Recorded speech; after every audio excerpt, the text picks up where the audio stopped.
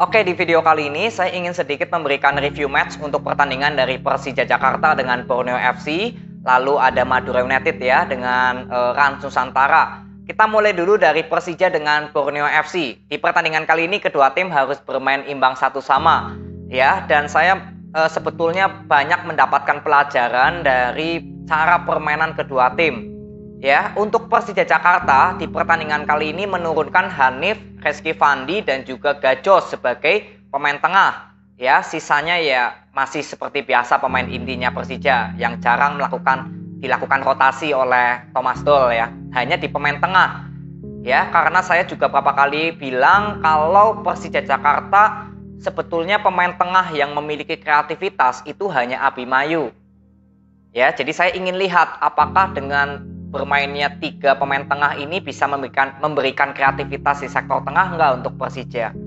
Lalu untuk Borneo FC ya, di pertandingan kemarin saya juga melihat bahwa Borneo FC di sini ya sebetulnya membutuhkan gelandang serang untuk mengganti Bustos.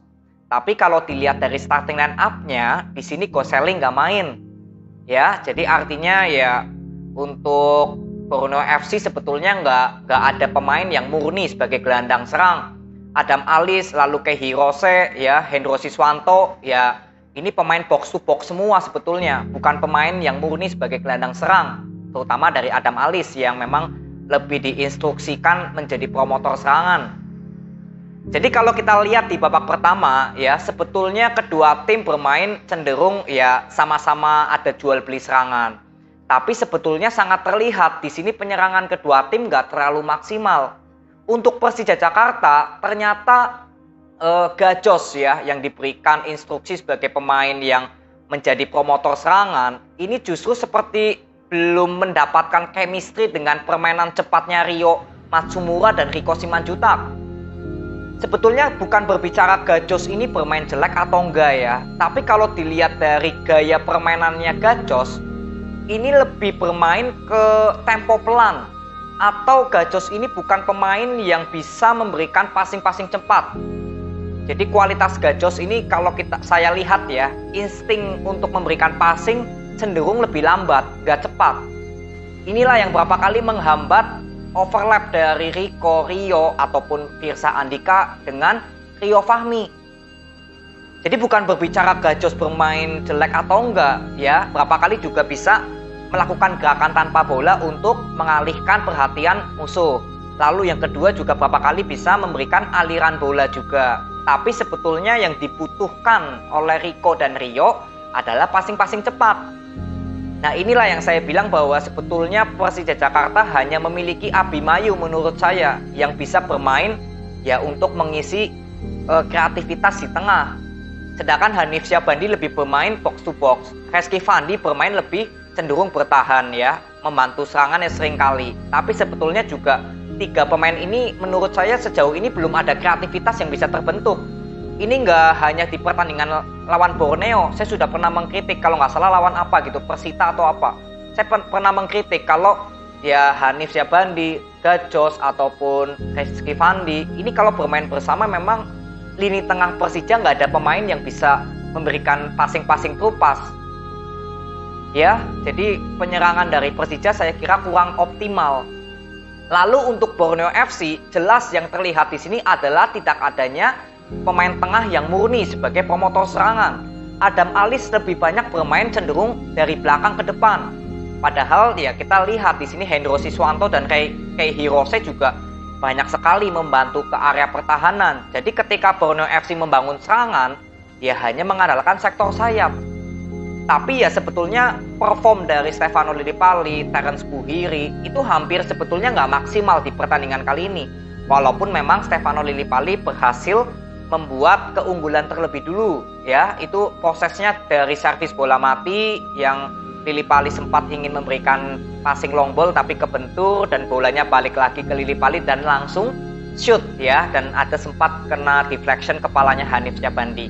Jadi Andre Tani ya memang cukup kaget bolanya tiba-tiba naik ke atas ya. Lalu nggak lama kemudian Persija Jakarta juga berhasil membuat kedudukan 1-1 dari golnya Rizky Ridho ya. Jadi ada kalau nggak salah itu juga dari set play bola mati ya, Kudela posisinya free Ya sebetulnya Kudela itu juga bisa menciptakan gol, tapi justru diambil oleh Rizky Ridho. Ya, jadi artinya jelas bahwa kedua tim sama-sama untuk segi penyerangan ini kurang maksimal. Jadi kita akan lihat di babak kedua apa yang akan dilakukan oleh Thomas Doll dengan Huistra untuk melihat penyerangan kedua tim ini nggak maksimal. Dari Persija Jakarta sebetulnya ketika Abimanyu masuk ya di menit 61 menggantikan Fandi, ya ini sudah hal yang cukup bagus. Ya, artinya Hanif Syahbandi yang lebih box to box dengan Gajos ya, dan Abimanyu yang lebih diberikan instruksi untuk lebih bisa maju ke depan. Dan memang terlihat ketika Abimanyu main, ya aliran bola ini lebih terlihat hidup untuk Persija Jakarta dibandingkan di babak pertama. Ya, peluang-peluang gol yang tercipta dari Persija memang minim di pertandingan kali ini. Marco Simic yang bermain menggantikan Rio Matsumura juga nggak bisa memberikan banyak kontribusi. Ya, tapi minimal aliran bola dari Persija di babak kedua itu jelas ada evaluasi dari Thomas Doll. Ya, jadi di babak kedua saya kira Persija Jakarta sangat mendominasi. Sedangkan untuk Borneo FC yang saya lihat dari Huistra justru nggak ada perubahan. Ya, saya sebetulnya menunggu Terence Puhiri atau Adam Alis diganti ya. Lalu ada nama seperti Winaington, lalu ada Gosling. Ini justru nggak dimainkan. Ya, Adam Alis diganti oleh pemain tengah juga nomor 18 itu ya, namanya Muhammad Tovani ya. Muhammad Tovani ini bermain cukup bagus, tapi sebetulnya naturalnya sebagai pemain box to box juga. Ya, sebetulnya yang saya pengen lihat ya ketika Gosling bermain yang naturalnya benar-benar sebagai gelandang serang. Ya, tapi ini pilihan kembali lagi ke Huistra. Jadi terlihat sekali support kepada Kadenazi ya, pemain depan Borneo juga nggak terlalu banyak support. Dan ketika masuk di menit 70 ke atas yang memang Borneo FC sudah cenderung lebih mempertahankan kedudukan menjadi satu sama. Dan di situ juga Persija Jakarta nggak terlalu banyak bisa memberikan peluang-peluang yang bisa menciptakan gol ya. Ada salah satu free kick dari tendangan gak langsung di area kotak penalti, itu juga ada clearance dari MC Ran ya, itu cukup bagus penyelamatannya. Ya, jadi artinya untuk kedua tim saya kira ya dari starting line up dulu kedua tim ya. Kalau saya bilang ya dengan rotasi dari Thomas Doll untuk Persija yang mencadangkan Abimanyu, ya memang kreativitas dari Persija di sektor tengah nggak terlalu maksimal. Gajos yang sebagai promotor serangan memang terlihat lebih cenderung bermain lambat. Ya, jadi bukan masalah jelek atau enggak untuk Gajos, tapi memang naturalnya Gajos nggak bisa bermain cepat gitu loh yang diinginkan oleh Rio maupun Rico. Beda dengan Abimanyu yang lebih memiliki insting yang cepat untuk memberikan passing. Tapi di babak kedua ya saya kira sudah ada hal yang bagus dari Thomas Doll karena sudah memberikan evaluasi dengan digantinya Rizky Fandi dengan Abimanyu. Ini sudah ada langkah yang cukup bagus walaupun memang ya untuk penyerangan Persija memang nggak terlalu banyak ini ya peluang-peluang emas. Lalu untuk Borneo FC ya ini jelas pertanyaan juga untuk Huistra. Di babak pertama jelas terlihat bahwa lini tengah ini nggak berjalan sama sekali. Ya memang masuknya Tovani menggantikan Adam Alis, aliran bola memang cukup bagus. Tapi bagusnya itu dari belakang ke tengah. Ketika dari tengah ke depan, nah ini nggak adanya sosok promotor serangan seperti Gosling ya, yang saya tahu gelandang serangnya Borneo FC, ya sangat terlihat nggak ada yang mensupport Kadenazi. Lalu Terence Puhiri juga sebetulnya performnya lebih banyak untuk membawa bola daripada bermain dengan skema permainannya Borneo FC yang membangun serangan juga bisa dari tengah. Ini juga terlihat kurang perform. Ya, jadi saya kira ya ini juga bisa menjadi bahan evaluasi untuk Huistra nanti agar bisa melihat kalau sektor tengah dari ya Borneo FC ya belum maksimal gitu. Ya, jadi untuk kedua tim tetap semangat. Semoga dari hasil imbang ini ya kedua tim di pertandingan besoknya bisa meraih hasil yang lebih maksimal lagi. Lalu next ya dari Rans dengan Madura United ya, ini juga pertandingan yang boleh saya katakan menjadi ujian juga ya untuk Madura United karena harus kalah 1-3 dari tim tuan rumah Rans. Tapi kalau dilihat sebetulnya ya permainan Rans Nusantara memang dari awal menit sudah bermain menekan. Ya sebagai tim yang bermain sebagai tim tuan rumah ya pasti bermain menekan. Bagaimana caranya bisa menciptakan gol cepat. Dan sebetulnya pertahanan Madura United juga banyak ditekan ya, terutama dari sektor sayap. Terutama dari sektornya Koko Ari ya, sebetulnya sudah terlihat bahwa Koko Ari bermain di kiri ini kurang maksimal. Ya, saya ingat sekali pada saat lawan Persik Kediri. Saya bilang kalau 2 gol yang tercipta dari Persik Kediri itu kesalahan dari Koko Ari. Dan di pertandingan tadi juga terlihat memang seperti lagi underperform lagi untuk Koko Ari. Gol yang tercipta dari Rans ya, dari Tavinho itu assist dari Dalendoke, yaitu yang pertama ada kesalahan dari Koko Ari yang telat untuk mengcover Dalendoke, dan yang kedua juga ada kesalahan dari Alex Van Gijn ya, yang justru berusaha untuk menggapai bola tapi bolanya nggak kena. Jadi Tavinho dengan bebas tentunya bisa memberikan shoot ke gawangnya Wawan Hendrawan. Ya, jadi ketika Nusantara sudah unggul 1-0 ya, sebetulnya Madura United dalam hal membangun serangan ya itu lebih banyak mendominasi di sektornya Lulinha. Hampir di sektor kanannya Madura United yang diisi oleh Yuda Editya Pratama ini hampir nggak terlihat sama sekali. Lalu Rian ya, kalau nggak salah Rian Ariansyah yang bermain sebagai pemain tengah ya untuk mensupport Rivera juga terlihat sekali seperti performnya nggak maksimal di bagian kanan. Jadi inilah ya menurut saya bahwa penyerangan Madura United ketika tertinggal 1-0 itu lebih dominasi bermain di sektor kiri bukan di sektor kanan. Ya, berapa kali membangun serangan lebih ke kiri. Lalu justru di sini Rans Nusantara berhasil membuat keunggulan lagi ya. Itu juga ya kalau boleh saya bilang ada kesalahan dari Wawan Hendrawan juga ya. Ketika dia harus meninggalkan gawangnya untuk maju ke depan, itu kan boleh dibilang serangan balik ya dari asisnya Angelo. Ya artinya Wawan Hendrawan harus yakin kalau ini bola pasti kena, dan ternyata justru lepas. Ya ini juga kalau saya bilang ada kesalahan juga dari keputusan Wawan Hendrawan yang maju ke depan. Ya karena sebetulnya posisi Mauroka ini masih jauh dari gawangnya Wawan Hendrawan. Masih bisa lah di cover oleh Farudin Arianto. Walaupun Kleberson posisinya masih di depan ya. Karena kan prosesnya dari corner kick apa ya kalau nggak salah atau free kick gitu. Jadi masih ada Farudin Arianto sebetulnya di situ. Tapi ya ini kembali lagi keputusan dari Wawan Hendrawan. Ya, lalu masuk aja di babak kedua. Di babak kedua sebetulnya Madura United sudah bermain lebih menekan.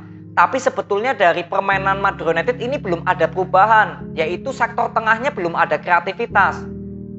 Ya, tapi justru di sini harus tertinggal lagi gol dari Angelo, dan itu juga murni kesalahan dari Wawan Hendrawan.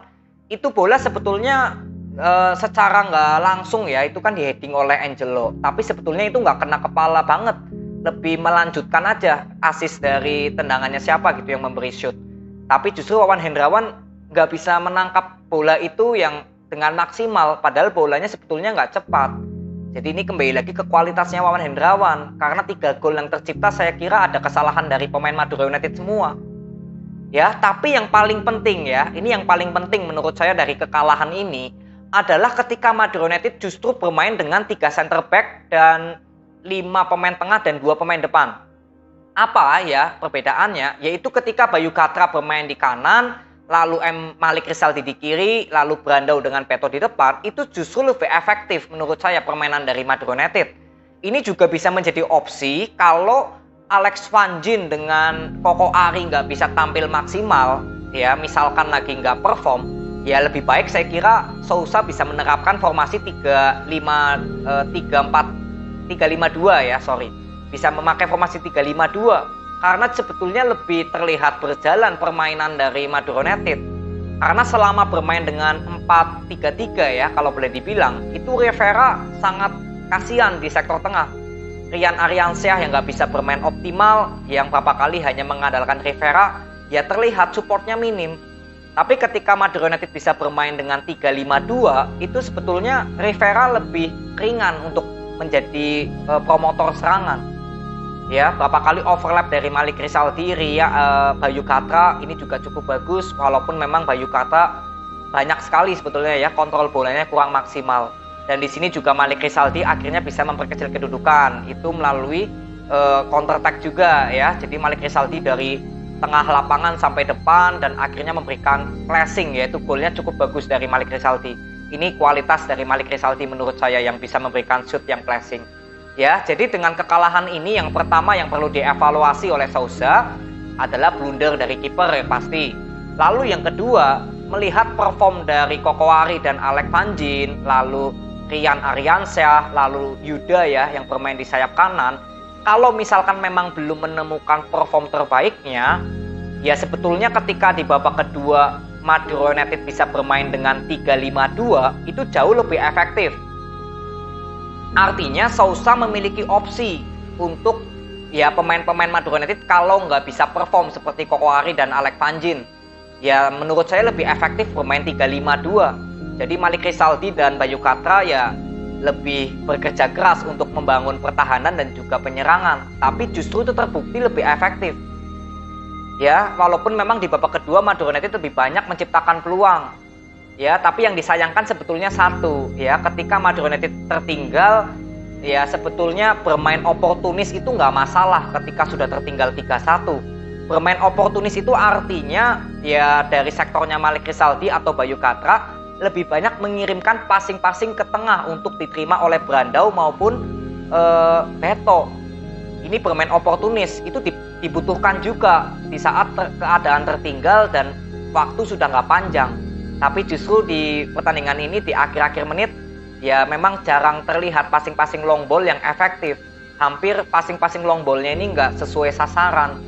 Jadi ini juga bisa menjadi bahan evaluasi. Ya, jadi yang saya bisa pelajari untuk Madura United dari kekalahan ini ya tentunya masalah kiper ya. Ini bisa mungkin dilakukan evaluasi untuk diganti oleh Satria Tama lagi, mungkin untuk mengembalikan perform Wawan Hendrawan juga. Lalu yang kedua melihat perform dari Koko Ari, Alec Vanjin, Rian Ariansyah dan Yuda yang menurut saya seperti lagi underperform. Ya ini bisa dilakukan evaluasi dengan mengganti formasi menjadi 3-5-2 karena terbukti lebih efektif. Ya, di sini nggak ada Jaja juga ya bukan menjadi alasan juga ya Madura United harus kalah. Tapi yang penting bagaimana caranya dengan kualitas pemain yang ada untuk menjaga perform pemain. Ya Sousa harus bisa memiliki opsi lain. Dan ini sudah terbukti sebetulnya dari Sousa di babak kedua berani bermain dengan 3-5-2 dan itu terbukti lebih efektif lagi. Ya paling ini hal positif yang saya bisa ambil dari kekalahan dari Rans Nusantara. Jadi nggak ada masalah untuk Madura United, ya tinggal besok bisa gas lagi ya untuk mengejar 3 poin. Dan ini aja paling ya, jangan terlalu memberikan komentar negatif untuk para pemain Madura United yang mungkin lagi underperform. Tapi kita support aja ya biar nanti penampilannya bisa cepat kembali lagi menemukan perform terbaiknya. Ya, jadi ini aja untuk Madura United, tetap semangat. Semoga di pertandingan berikutnya Madura United bisa meraih hasil maksimal lagi. Ya, jadi ini aja. Terima kasih. Sampai ketemu di video berikutnya. See you.